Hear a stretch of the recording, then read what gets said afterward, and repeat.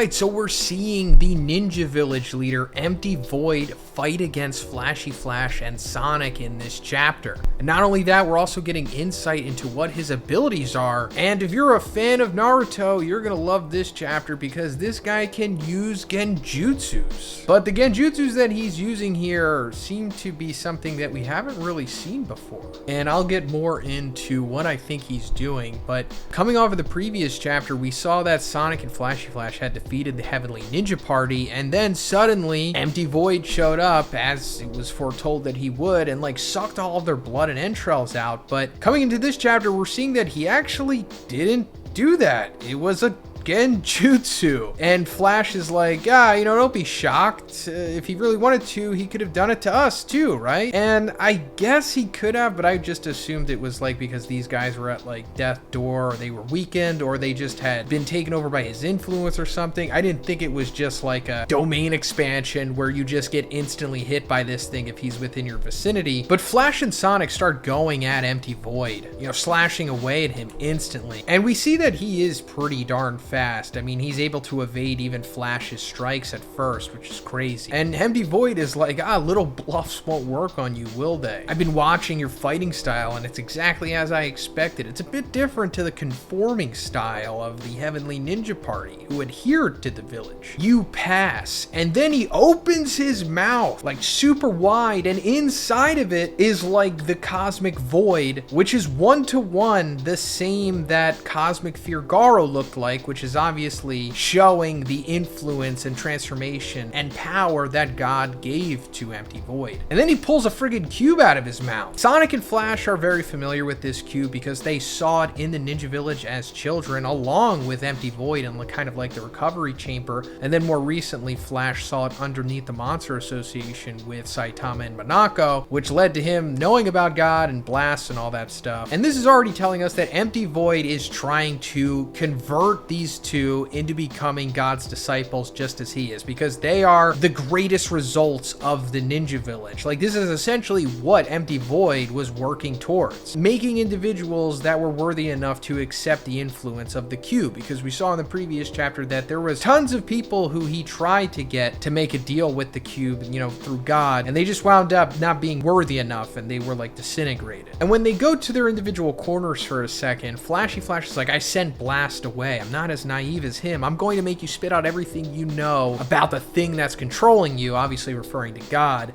before I kill you, essentially. And yes, that is true. He sent Blast to the wrong location. Like, they all thought that they were going to go to the Ninja Village together, but Flash knew that the Heavenly Ninja Party wasn't going there. They knew that they were going to where Sonic had set up their predestined utopia that they were going to make as kids, and therefore Empty Void was going to show up there too, meaning that they would be able to face this guy without the interference of Blast and Saitama. Like, this is something that the ninjas kind of want to take care of themselves. But I don't think that means that we're not going to see Blast show up in this arc. Like, I do think that he is going to show up eventually. I mean, he's Blast. He can just teleport anywhere. Then Flash goes at Empty Void here in a crazy double spread of just clashes. Now, these are pretty impressive, and it's even shocking Sonic, but it's not the craziest thing that we've ever seen. And not even counting Saitama versus Cosmic Fear Garo on the moon of Jupiter, just the time geometry sequence in the triple threat match between Flash, Platinum S, and pre-Cosmic Fear Garo, this is like a tier below that probably. And it makes you wonder, like, does that mean that Empty Void is on the level of Platinum S at least? And I honestly don't know. I mean, he's close to it somewhat because he is keeping up with Flash here. Like, it's not like he's a step behind him. And we do see this sequence of him seemingly getting hit, but it's pretty evident that he's not fighting back. Like, not at all. He's just holding the cube because he's trying to convert Flash and Sonic over to God's influence.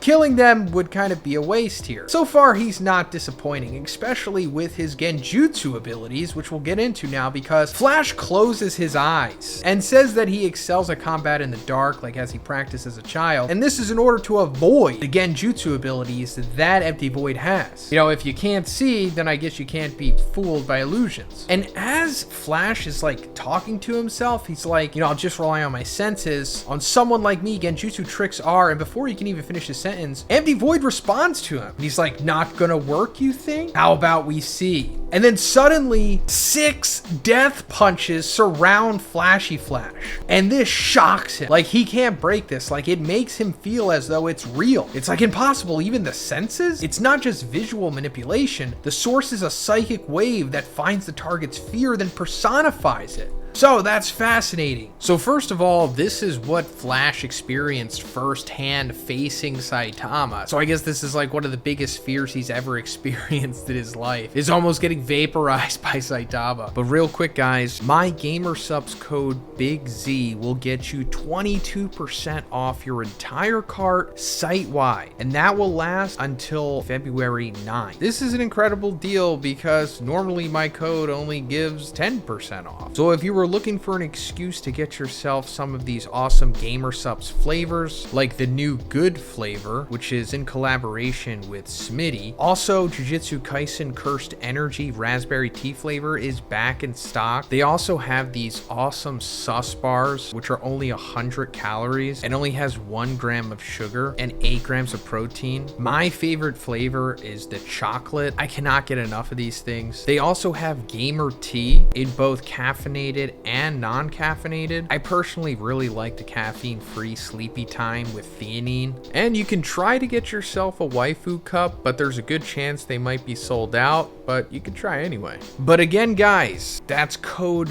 BIGZ at GamerSupps for 22% off your entire cart site-wide, lasting till next week, February 9th. Link will be in the description. Thanks again. And I guess this almost all but confirms that Empty Void is something of an Esper. We were speculating about this before because it was revealed by Blast that Empty Void is the only individual who has the ability to open the gate of the Celestial Rock Cave, which is like an alternate dimension or something where God, quote unquote, is hiding. Flash also mentioned that there was a barrier placed around the Ninja Village to make it inaccessible to ordinary people. And I wasn't really sure what to make of that. Like, was it just the actual black box around it, or was it kind of like a barrier that Tatsumaki can create? And I guess that is the case. And considering that it seems like he could straight up read Flash's mind, I mean, at the minimum, it's saying that he can psychically find the target's fear and personify it. He is something of an Esper. I don't know if he's like a full-blown one the way that Tatsumaki is, but he's like Esper adjacent at least. So this is how he is able to do genjutsus. It's not a simple illusion. It's like a literal psychic manifestation. And the next genjutsu that he uses on Flash is making it appear that he diced up Sonic and we see his head fall into his hands. Like, when I was first reading this shocked me. I was like, wait, Sonic is dead? And then it's like, no, wait. But while he's distracted by this, Empty Void comes up on Flash and then hits him in the face with the cube. And then Sonic, who is, you know, obviously still alive, tries to come up and saves Flash, but then he gets hit in the face with the cube too. And Empty Void remembers that Sonic had accepted a monster cell. I guess he heard this through the grapevine because, you know, Sonic was offered the monster cell by Hellfire and Gale, who were kind of a part of the Heavenly Ninja Party for a little bit. And he says, you know, provoke their inferiority complex and they'll soon succumb to temptation and accept the power. That's out of the question. So yeah, it goes back to what I was saying. He's trying to recruit them to become further disciples of God and become, you know, weird monsters the way that he is. And hitting them in the face with the cubes sends them to the quote-unquote spiritual place, or this meta-y type place that we come to every now and then in One Punch Man. Like, we've seen Phoenix Man take Child Emperor there, and I'm pretty sure this is the same place that we saw God kill Homeless Emperor. We're actually going to see 2 characters come to this place again later on. Like, it's already happened in the webcomic, but this is like some kind of Esper or just some kind of psychic meeting place that if you have like Esper abilities or Esper adjacent abilities, you can meet here. But we see Flash represented as his younger self along with Sonic, and Sonic is like, you know, I'm glad I deserted the village with you. You finally made it here, the place of dreams we swore to. And Flash is like, oh yeah, Sonic, I was having some kind of scary dream. He's like, oh, I'm back here with my buddy, and it's like, now we can do what we wanted to, but no, it's actually God. we see that, of course, it is not Sonic, because this is what God does. He impersonates others in order to try to trick you into accepting his influence. But we see him reaching out to Flash, and he's like, even any nightmare is better than life in the village. Starting now, the two of us will build the ideal village right here. Let's do our best together, Flash. He reaches out to try to touch him, just as we saw before with God impersonating Bang, trying to trick Garo. And while Garo did slap his hand away, it still was enough to accept his influence, but I don't think Flash is going to accept it here. I think Flash is a little too wise to what's going on here, and I think his training is going to come back. But aside from like breaking out of this, it's very possible that Flash might realize what's going on here, and maybe he tries to talk to Sonic, realizing that he is God, and I don't know, maybe he could trick God into exposing some info about himself. I mean, God could be wise to that, but